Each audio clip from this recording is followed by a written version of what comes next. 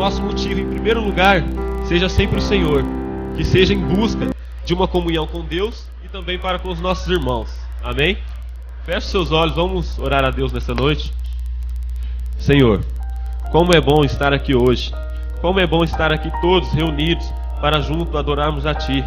Eu quero já Te agradecer, Senhor, pela Tua graça em nosso favor, pela semana que se passou, e que o Senhor possa continuar derramando as Suas bênçãos sobre nós nessa semana que se inicia.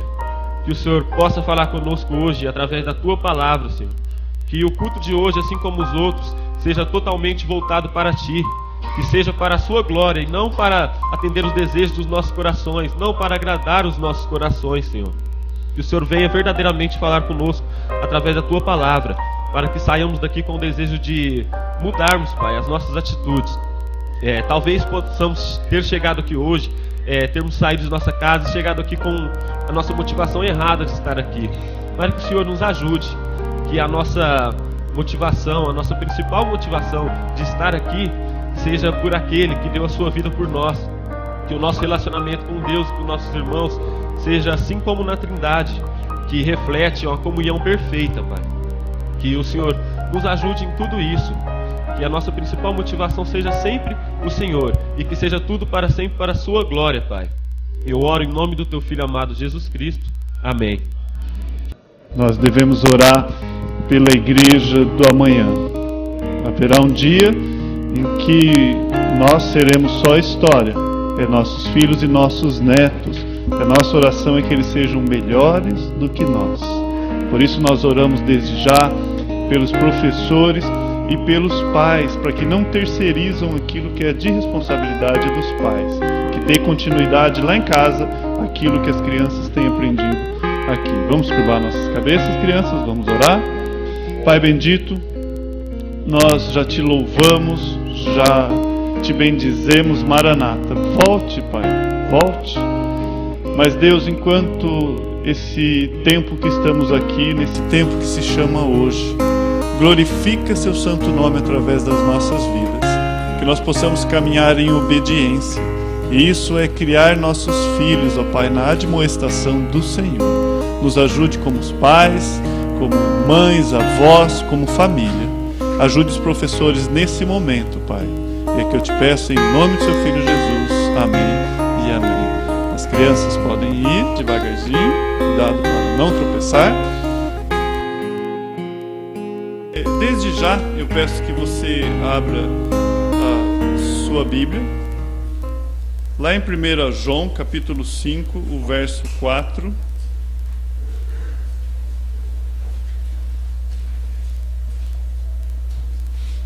João, capítulo 5.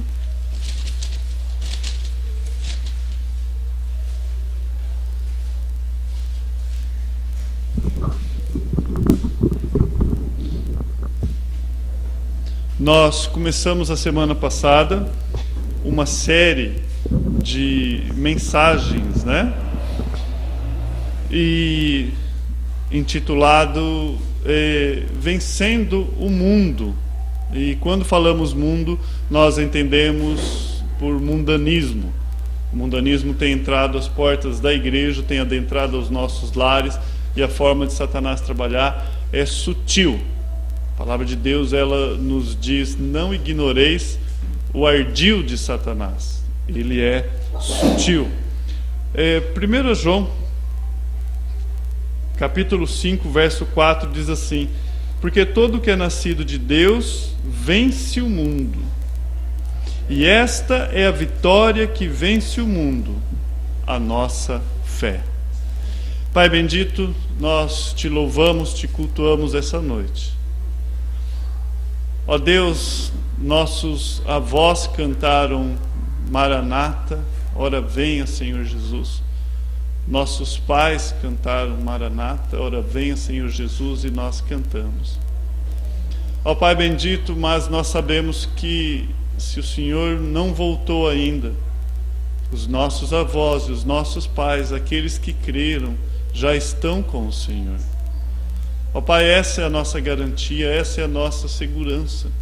Aconteça o que acontecer, Ó Deus, através do sangue do seu Filho, um dia nós governaremos eternamente contigo.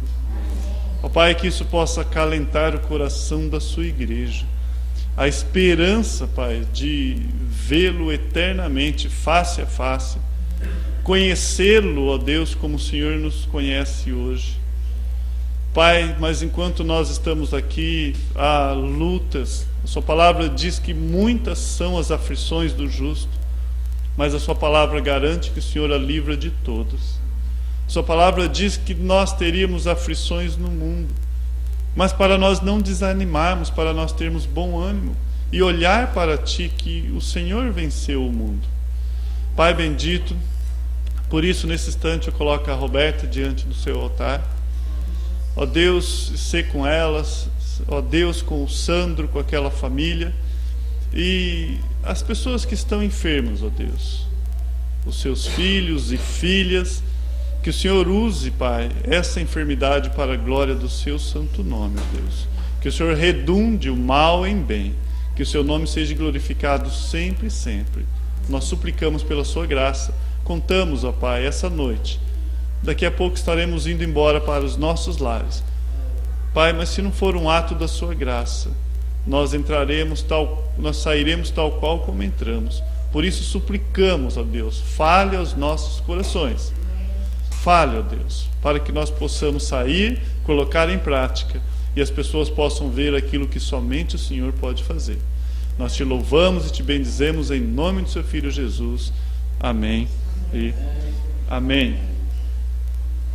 Por natureza, nós estamos mortos em nossos delitos e pecados. Se você voltar um pouquinho a sua Bíblia em Efésios capítulo 2, você pode ir lá, só você ir voltando, você vai encontrar as cartas paulinas, ou as cartas de Paulo, né? Efésios 2, o verso 1 e 2 de Efésios fala a nossa condição.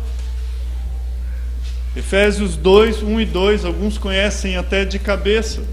Ele nos vivificou, Ele vos vivificou, estando vós mortos nos vossos delitos e pecados.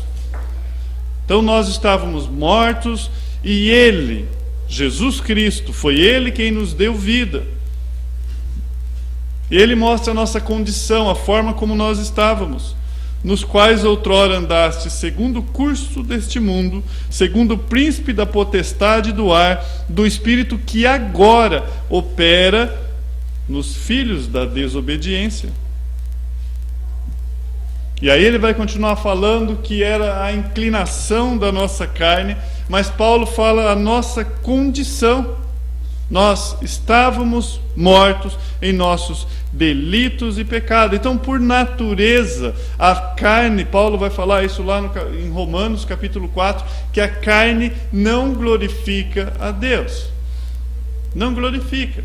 Quem glorifica a Deus é o Espírito Santo de Deus. Se você é bom, não é algo produzido pela sua carne.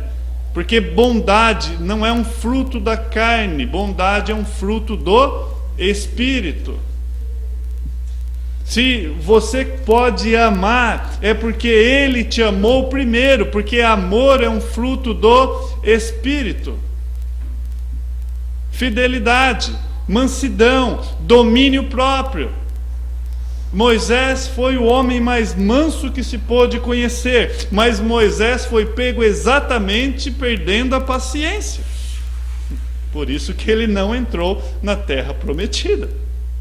O mais manso dos homens perdeu a paciência.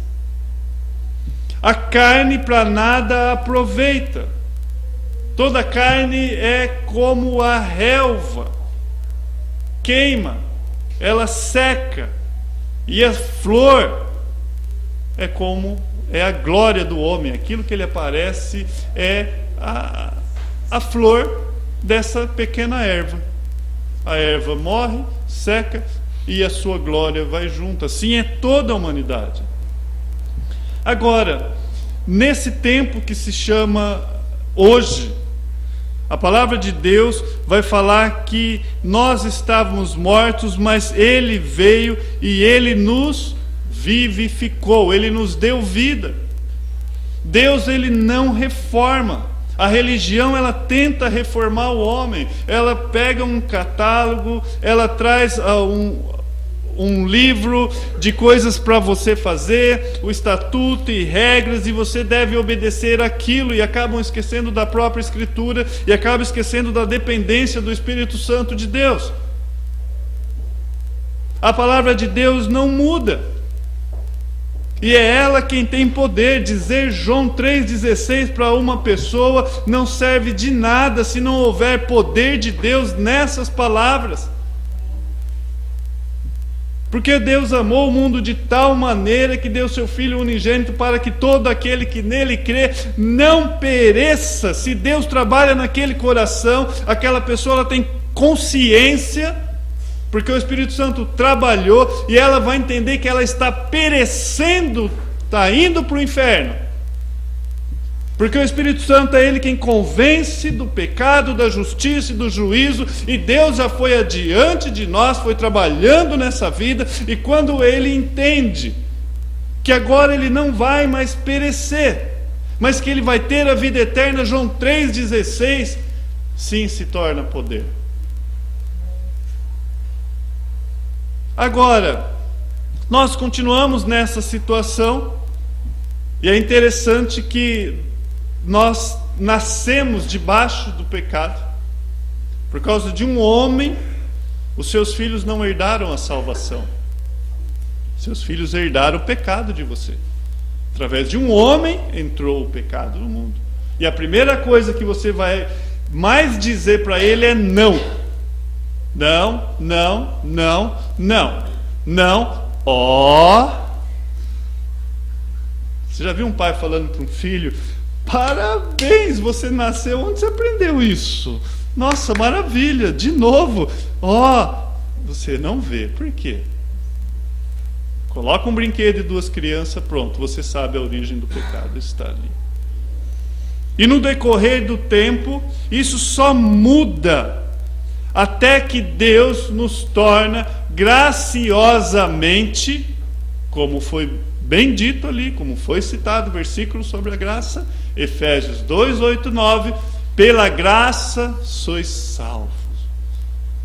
Isso é dom, presente de Deus. Um belo dia, eu cego, pecador, imundo, sujo na lama, alimentado por Satanás, em que ele vinha com a sua lavagem, jogava, e eu me divertia na pocilga. Quão cego um cego pode ser? Cego. E achava que aquilo era natural. Eu não tinha condição de entender o quanto que eu estava preso naquilo lá. Não tinha condição nenhuma. E um belo dia, bendito dia, a graça de Deus me alcançou. E Ele abriu meus olhos, não foi para mim ser de uma elite, para que eu pudesse olhar as outras pessoas com desdém, mas para que eu possa olhar com os olhos de Cristo, com o olhar de compaixão para aqueles que estão na mesma situação a qual Paulo fala que nós estávamos. Segundo o curso desse mundo, segundo o príncipe da potestade do ar, ou seja, sobre a batuta de Satanás. E isso só aconteceu de uma forma magnífica. Deus não chegou e reformou aquilo que estava com problema. Deus falou: você não me serve para nada, tem que morrer, tem que nascer novamente. Eis que tudo se fez novo, não parte se fez novo. Deus não te mandou para a funelaria para mudar algumas coisas na expectativa que você possa produzir algo bom, porque você não produz. Jeremias caçoava daquele pessoal que estava indo para o cativeiro. Ê, forte, não se glorie na sua força.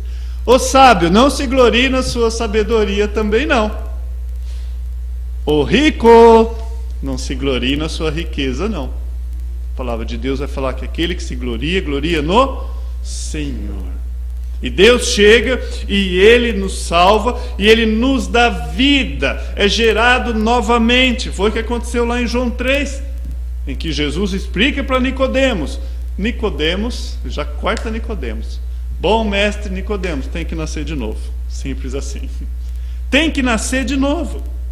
Somente quando isso acontece, nós somos separados desse mundo pecaminoso e nós nos tornamos membros da família de Deus, membros do reino de Deus.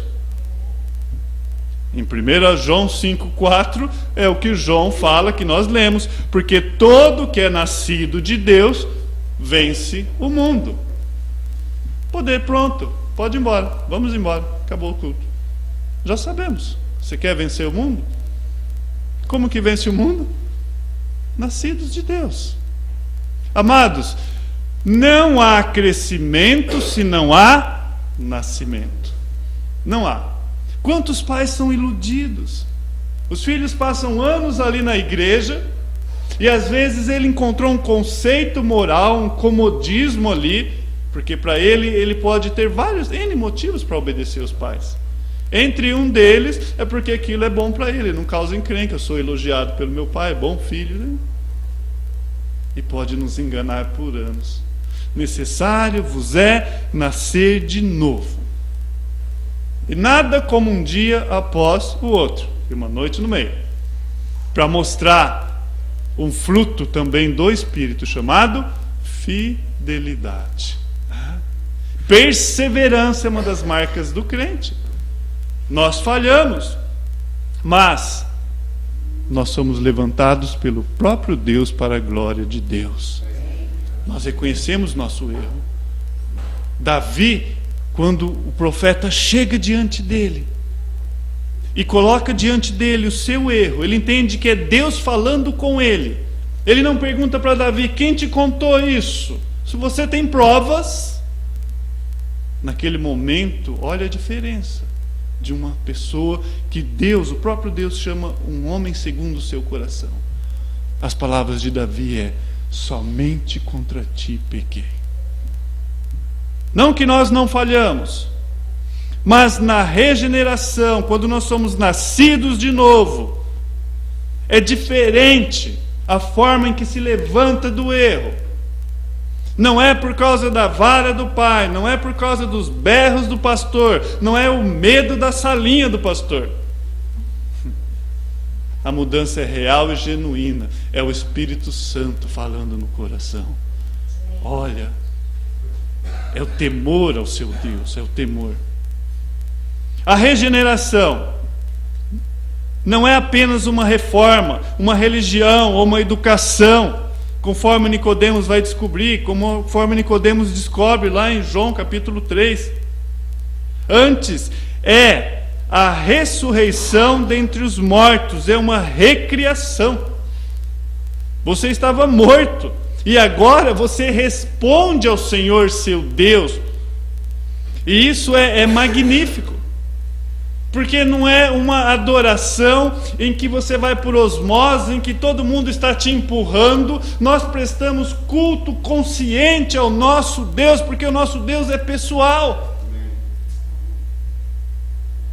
É racional. Eu entendo, Ele fala comigo e eu compreendo, e há uma resposta a esse Deus, uma resposta racional. Mas também há uma emoção que queima meu coração.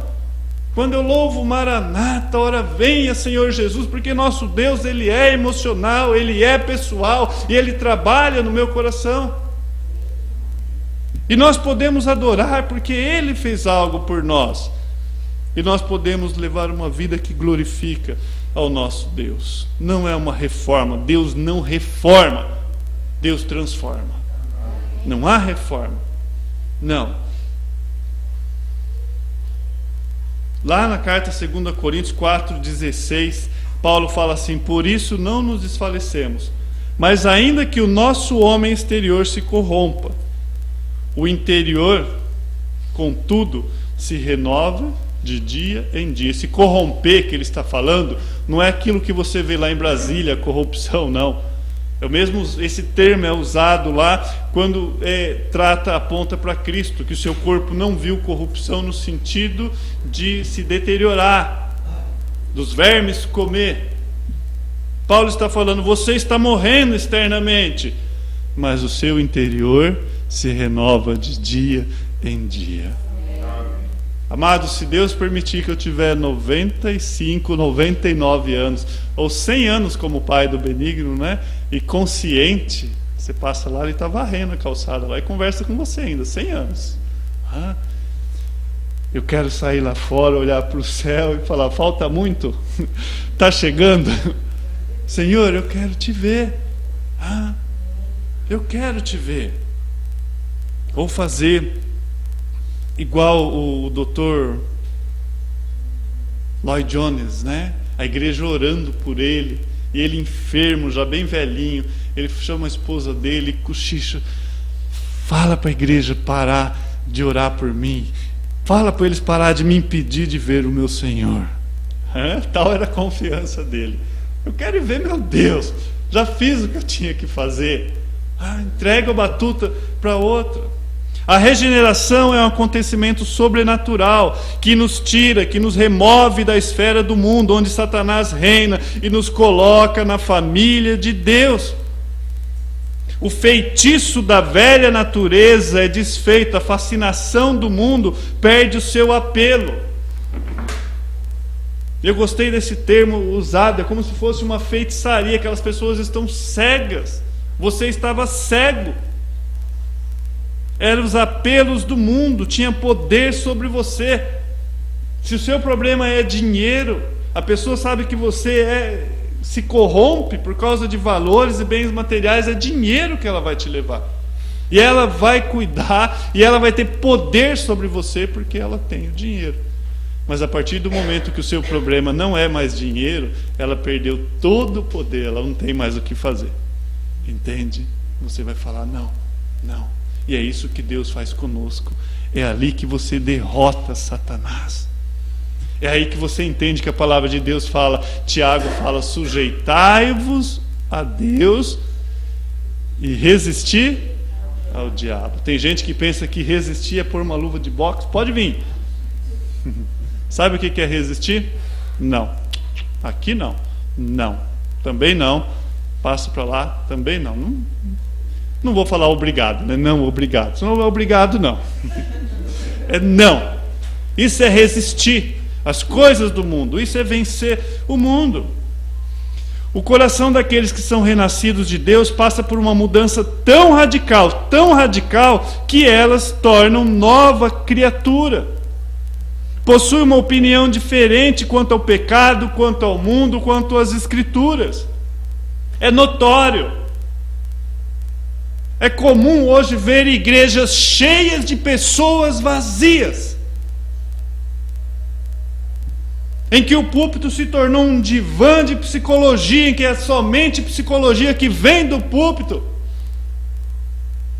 para iludir aquelas pessoas que Jesus veio para dar uma vida boa para ela, que Jesus é o caminho para a cura das suas doenças, que Jesus é o caminho para o conforto seu nesse mundo. Jesus é o caminho para o que você quiser, menos para a salvação. Aquela senhora na televisão lá, né? Pastor falando, conta a benção. Eu comprei um apartamento, tá, conta a benção. Eu sou empresário, não sei o que, ganhei isso, conta a benção. Eu comprei um carro para mim, para o meu filho. Chegou uma senhorinha, conta a benção.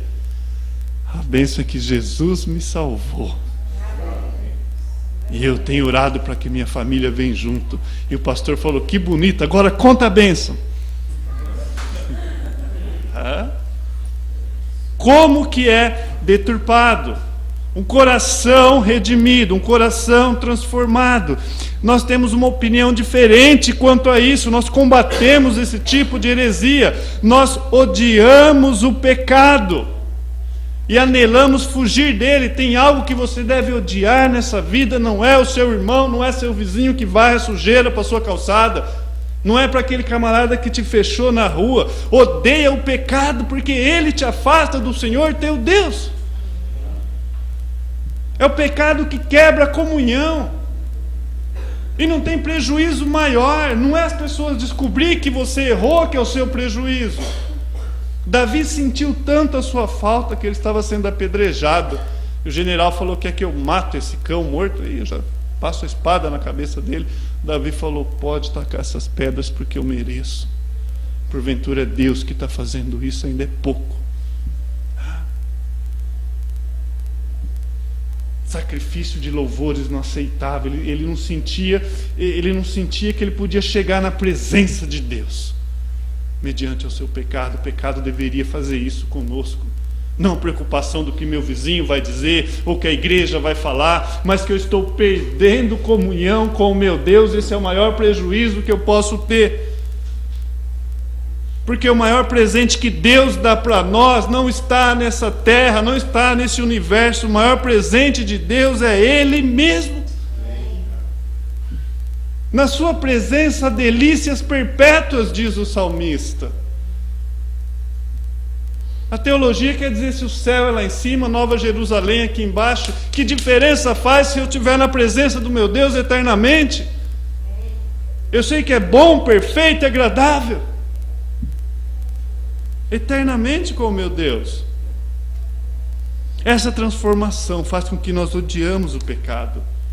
Nós odiamos o que costumávamos amar e amamos o que costumávamos odiar. Aquele tal de crente, né? Eu odeio crente. Lá vem ele com a lição de moral, acha que é dono do mundo, né? Só eles vão para o céu, né? Nossa, eu odeio esse tipo de coisa. Eu quero liberdade, isso me aprisiona. Agora você ama.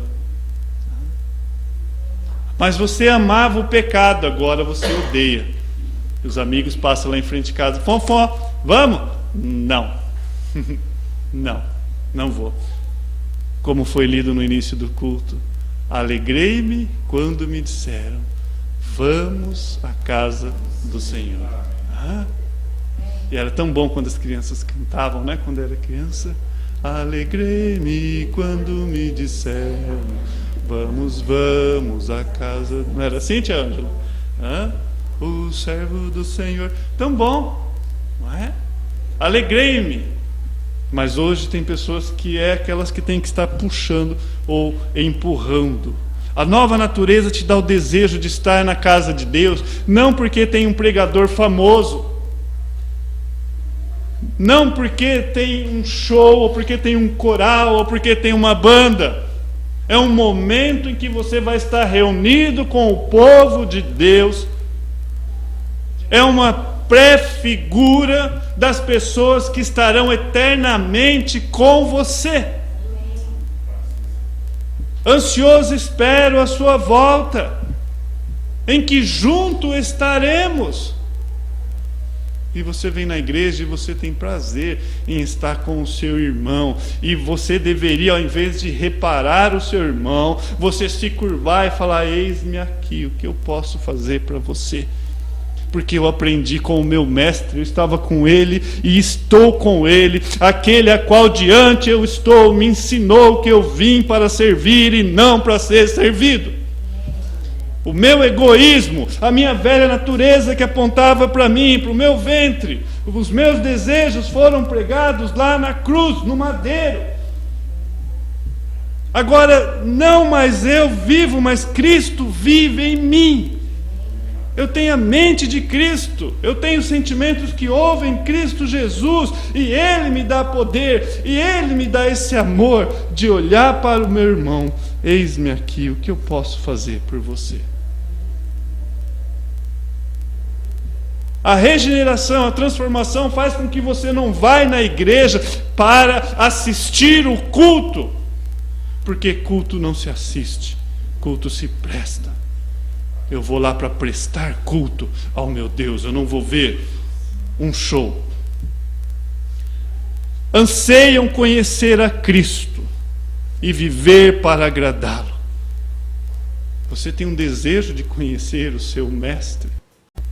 Um dia eu estava pregando para os jovens, ensinando a classe de jovens lá em Guaíra ainda. E eu falei: eu gosto de imaginar que lá no céu a coisa é dinâmica. assim, olhando a forma de Deus trabalhar, eu imagino que a coisa não para. Vai ter bastante coisa para a gente fazer. Mas aí entra na escatologia. Mas eu falei para eles, se de repente eu cair morto aqui, abrir os olhos e Cristo estivesse me esperando num cavalo, e que tem trabalho a ser feito, eu não gostaria de reclamar para ele, falar, Senhor, onde o Senhor me colocou?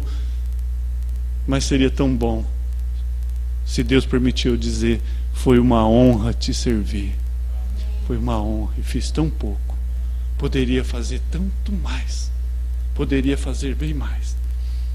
Essa nova transformação, esse nascer de novo, faz com que nós ansiamos a conhecer a Cristo, viver para agradá-lo. É esse tipo de pessoa que conhece a Cristo que o apóstolo João diz que vence o mundo. E nesse sentido é algo completo, que acontece de uma vez por todas. Nós entendemos que aqui objetivamente, ou seja, diretamente, aconteceu quando o Filho de Deus morreu lá na cruz. Quando ele morreu, ressuscitou dentre os mortos, ele ali triunfou sobre o pecado, sobre o inferno. Jesus Cristo derrotou Satanás, derrotou o mundo em favor daqueles que ele escolheu, que foi dado pelo Pai desde a eternidade. Mas nós, como crente, a Bíblia diz que nós temos vestígios da velha natureza, porque nós ainda habitamos nessa carcaça aqui. Isso aqui vai acabar. Jesus Cristo, quando ele dizia, quem tem ouvidos, ouça o que eu tenho para dizer. Todos tinham ouvidos lá. Ele não estava falando para pessoas que tinham alguma anomalia, não tinham ouvido. Porque ele sabia que lá ele estava falando a cidadãos espirituais. Não tema, não se turbe o vosso coração. Eu vou lhes preparar morada. E nós teremos ali morada, o aumentativo de casa, é mansão, mansões celestiais, nós teremos.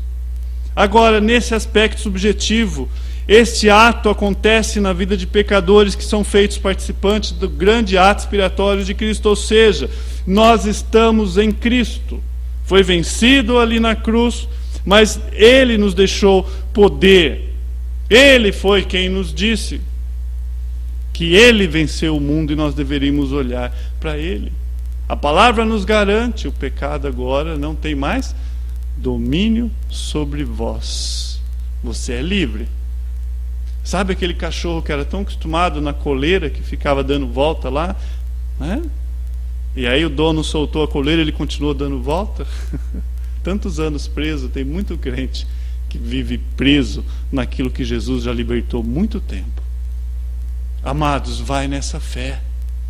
Vai contra o pecado pelo poder de Deus, na confiança do sangue vertido na cruz. Fala, eu não vou mais fazer isso. E você vence o mundo. Em João 15:9, a palavra de Deus, Jesus está dizendo isso. Ele fala, não sois do mundo, pelo contrário, dele vos escolhi, por isso o mundo vos odeia. Jesus está falando, olha, vocês não são daqui. E a palavra de Deus diz que eu sou peregrino.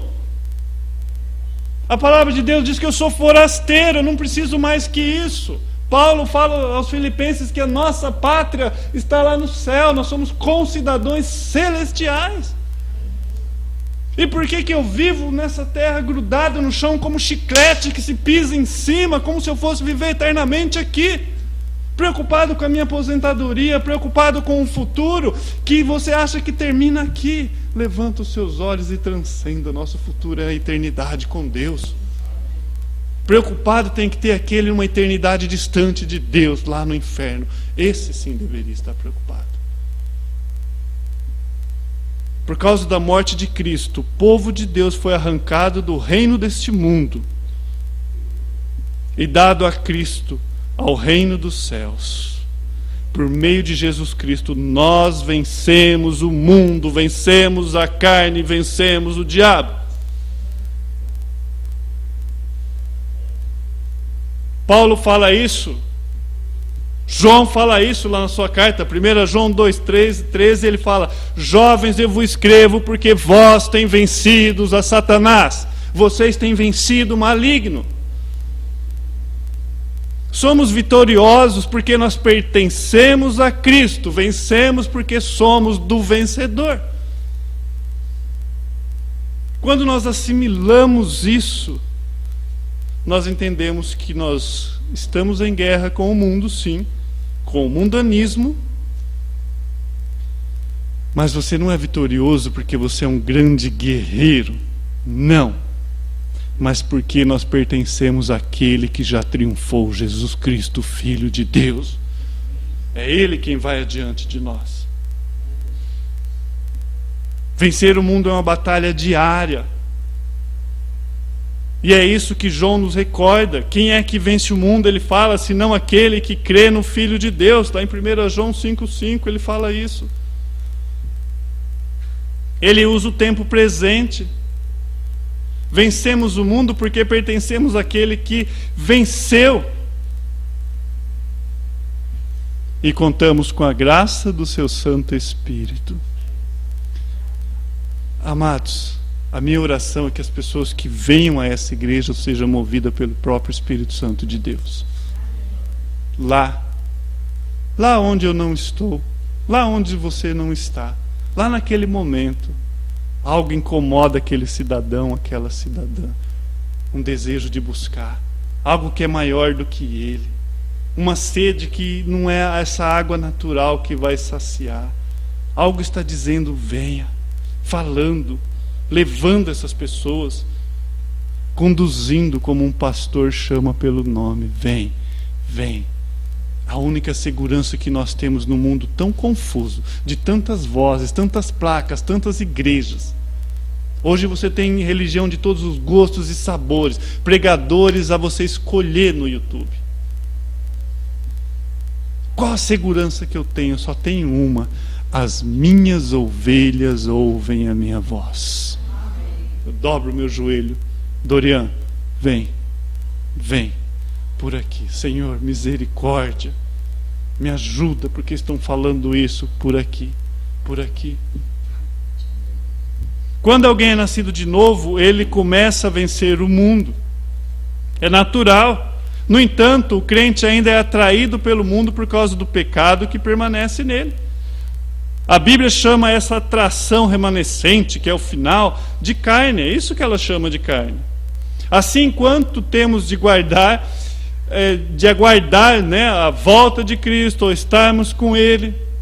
Tiago, lá no capítulo 1, verso 27, ele fala: olha, vocês devem se guardar incontaminados do mundo. É no contexto que ele fala do que é verdadeira religião. É isso. Temos que lembrar que a nossa carne é ainda inclinada ao mundo. Essa é a razão que isolar do mundo não resolve, né? Os monges, vai lá para o mosteiro, lá para ser mais santo. Não tem como ser mais santo. Ele está levando o pecado junto com ele. Ele está levando a contaminação. Como que vai ser mais santo se isolando? Não, porque a nossa carne é ainda inclinada ao mundo. Essa é a razão que não adianta se abster ou se isolar do mundo. Nós que somos crentes, carregamos um pedaço do mundo dentro de nós e lutamos contra isso diariamente. Aprendemos uma coisa: não a natureza, e sim a natureza divina é que vai vencer o mundanismo. Você não vence o mundanismo na carne. Não. Você não vence na sua própria força. Não pode deixar que eu vou passar lá e eu sei me controlar. Você não se controla. É poder de Deus. É Deus trabalhando na sua vida. Não é a natureza, ou seja, a velha natureza. É a natureza divina.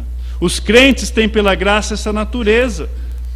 É o apóstolo Pedro, lá em 2 Pedro, mais ou menos no capítulo 1, ele vai falar que nós somos coparticipantes dessa natureza divina. O Espírito Santo está em nós, estamos unidos com Cristo Jesus, somos adotados pelo Pai, e pela graça de Deus nós podemos vencer o mundo, sim, irmãos. Vou usar as palavras do Obama. Sim, nós podemos. Nós podemos vencer o mundo através de Cristo Jesus. Nós podemos. Por isso que João diz: todo aquele que é nascido de Deus vence o mundo. E a vitória que vence o mundo, qual que é? A nossa fé. Porque o justo vive pela fé. Em Cristo vencemos o mundo, mas também precisamos lutar diariamente contra as tentações do mundo. Isso só pode ser feito mediante a fé. E eu termino citando 3 pontos que podem nos ajudar. Em 1 João 2,16, o apóstolo menciona 3 maneiras por quais nós podemos ser seduzidos. Está em 1 João 2,16, né? Podemos ir lá sim e ler, ainda temos um tempinho.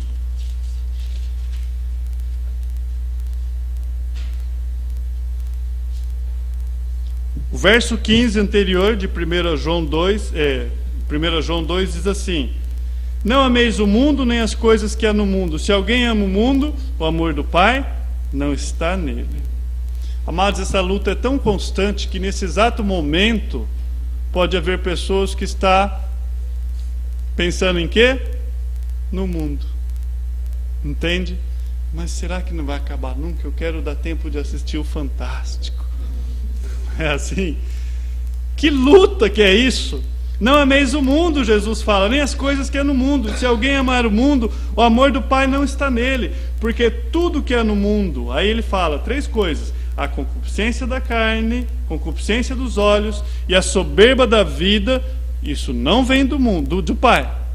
Mas a origem dessas coisas é do mundo. Do mundo. E ele vai mencionar essas 3 coisas. Primeiro, concupiscência da carne. É uma luta contra esse desejo desenfreado da carne. A fé recusa amar o mundo que se deleita em concupiscência da carne. Isso significa em resistir a tentações. Tentações sexuais. Ou qualquer tipo de tentação física. A gula. A Bíblia condena a gula. Difícil você ver um pastor pregando contra a gula, mas a Bíblia tem vários princípios contra a glutonaria, os comilões. Deus não se alegra com isso, muito pelo contrário. 1 Coríntios 6,12 vai dizer assim: todas as coisas me são lícitas, mas nem todas me convêm. Todas as coisas me são lícitas ou permitidas, mas não me deixarei dominar por nenhuma delas. Se você não consegue resistir àquela gulosema que está na geladeira, que você já comeu uma vez, tem domínio sobre você. Deus fala: você não é proibido ir lá comer. A grande questão é o seguinte: aquilo tem domínio? Não me deixarei dominar por nenhuma delas. Todas as coisas são livres, são lícitas. E também, no 9:27 também de 1 Coríntios, Paulo fala: antes eu subjugo o meu corpo e reduzo a servidão, para que pregando aos outros eu mesmo não seja de alguma maneira achado reprovado. Temos de ser modesto em nossa maneira de vestir, para que nós não estimulemos a concupiscência da carne, roupas que chamam a atenção para o nosso corpo. Eu gostei da esposa do pastor Paul Washer, né? Ela falou o seguinte, um conselho para a filha dela. A filha dela falou: tá bom, mãe? Mostrou a roupa. Ela falou: olha, você sempre usa o foco da câmera. Se você olhar, simula uma câmera, vai ser os olhos das pessoas que vão te olhar. Se a sua roupa levou o foco para o seu rosto, exaltou a sua beleza, tá bom. Se a sua roupa levou o foco para qualquer outra parte do corpo, não está bom. Simples assim, um conselho válido. Roupas que chamam a atenção para o nosso corpo despertam o quê? Concupiscência carnal. Simples assim. O pastor, ele não precisa tratar da igreja como se isso fosse uma aberração. A palavra de Deus ensina exatamente que nós devemos cuidar dessa área. Temos que ser modestos. Deus cobrará todo aquele que provoca concupiscência, como aqueles que se deixaram seduzir por isso. Ambos vão um dia prestar conta diante de Deus, a qual o autor de Hebreus diz que todas as coisas estão nuas e patentes diante daquele a qual nós haveremos de prestar conta. E amados, começa uma luta por aí. Modéstia, é tão simples, né? Eu sei o que é certo, eu sei, coloco em prática. Recusar amar ao mundo significa guardar a nós mesmos, usarmos nosso corpo para a glória de Deus, tomar cuidado com o entretenimento que causa concupiscência da carne.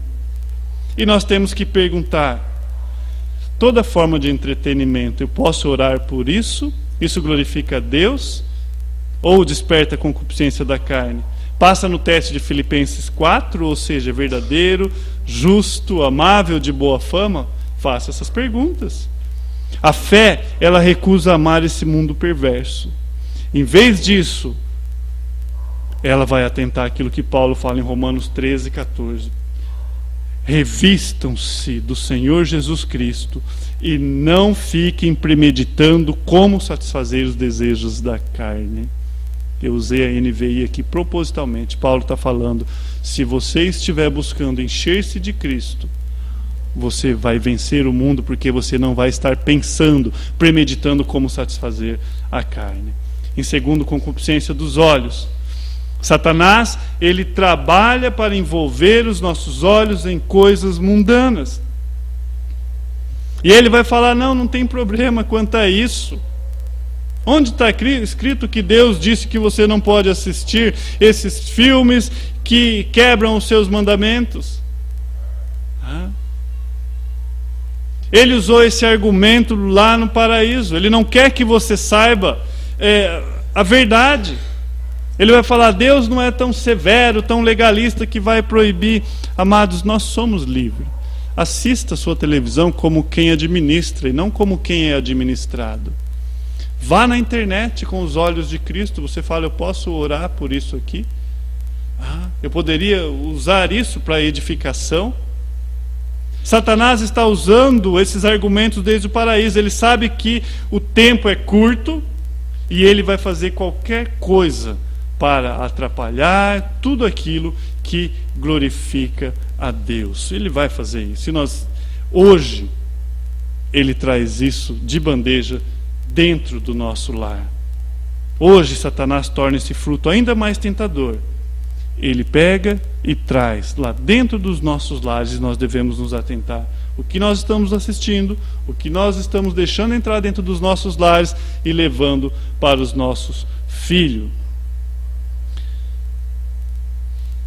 Já partindo para o fim, o último, soberba da vida. Em terceiro lugar, a fé luta contra a soberba da vida. Eu penso que esse é um dos piores. É o orgulho, é o querer se aparecer, sempre. Eu lembro uma das sobrinhas minhas, alguém falava para ela assim: vem aqui, tia, mostra o barrigão. E ela levantava assim. Aí depois ela saía, a barriguinha inchada de criança, né? Gostoso, dar uns tapinhos. Barrigão, né? A partir de agora a glória dela era o barrigão, né? Sem saber o que estava falando. A nossa natureza faz isso. O nosso egoísmo quer nos colocar na frente. Você quer ser sempre o melhor, entender mais de time, entender mais de carro, não é assim? Você quer ser o melhor lá na empresa, até nas lutas, a diversidade. Eu quebrei o dedinho. Você não sabe quando eu quebrei a mão. Mas eu quebrei a perna. Ou quando eu fiz aquele acidente, né? Não é assim? Até nisso. Eu penso que a soberba da vida é uma das lutas mais naturais que nós temos. E isso, amados, é tão constante, desde a vestimenta até o pastor que sobe aqui, ele pode estar sendo tentado à soberba. Aquele que canta, é o tempo todo. Você tirar a glória de Deus e trazer para você. A soberba da vida inclui orgulho de nós mesmos e de nossas realizações. Por natureza, nós somos desejosos de satisfazer isso. Buscar a própria glória. Jesus falou: vocês buscam a própria glória. Eu não busco, eu busco a glória do meu Pai. E é tão incrível isso que não tem preço. Você já imaginou as construções das pirâmides por aqueles escravos? Milhares de pessoas sofrendo, chibatadas, não é? Construir a pirâmide. Agora você imagina um homem, carne como carne, chamado Faraó. E ele chega diante daquela grandeza assim: eu sou bom mesmo. Quantas pessoas pagam um alto preço por causa desse orgulho, por causa da soberba da vida. Amados, isso vem desde o nascimento e é o último que vai, até na morte. Quando você pode ler lá na sua casa, em Juízes capítulo 9, Abimeleque, ele estava para invadir uma torre, e aí ele cercou aquela torre, ele ia colocar fogo e matar todo mundo que estava lá dentro. Uma mulher, ela pega uma pedra grande, e joga lá de cima, e acerta o crânio dele. A Bíblia fala que rachou o crânio dele. Ele ainda estava vivo. Sabe qual foi a última palavra dele? Será que ele falou assim: fala para minha esposa que eu amo ela? A preocupação dele, minutos antes de morrer, foi chamar o servo e falar: me atravessa a espada, para que não digam que eu fui morto por uma mulher. O orgulho, até na morte ali. Eu não quero que saiam falando que foi uma mulher que me matou. Me passe a espada. Temos esse exemplo lá em Juízes. O orgulho desafia o governo providencial de Deus. É quando você acha que você não depende de Deus. É soberba da vida. O orgulho é idolatrar autores de filme, heróis de esportes, líderes governantes ou qualquer pessoa que você atribui poder a eles e não a Deus. Estava falando com a minha esposa hoje, né? Quando a gente fazer ali 80, 90 anos, eu espero que Deus permita, fazer ali um culto de ação de graça. Sabe por quê, amados? Nós podemos comemorar não só o nosso aniversário. É tão bom ver o Renato falando do Davi. Mas eu não posso dizer: Davi, parabéns para você, porque você está aqui pela graça de Deus. Hein? E nós fazemos isso. Parabéns para mim. E meus irmãos que não chegaram, que morreram no caminho, então é o quê? Entende como que é a soberba? E o mundo faz isso, traz aos homens. Não, pela graça de Deus, meu filho está ali sentado, foi o que o Renato falou. Pela graça de Deus nós estamos aqui. Não é mérito nosso, pela graça de Deus você não está hoje num hospital dependendo de aparelhos para respirar, e você está respirando esse ar, é pela graça de Deus. Esse orgulho tem que cair. O orgulho tira a dependência de Deus, porque você atribui ao homem. Jesus, ele condena toda e qualquer idolatria, toda. Essa soberba chega a profanar o dia do Senhor. Quão altivo é o pensamento de que precisamos, ou de que nós não precisamos separar um dia entre 7 para adorarmos o Senhor. Você fala: eu não preciso disso. Não preciso ir no culto domingo para me fortalecer para o resto da semana.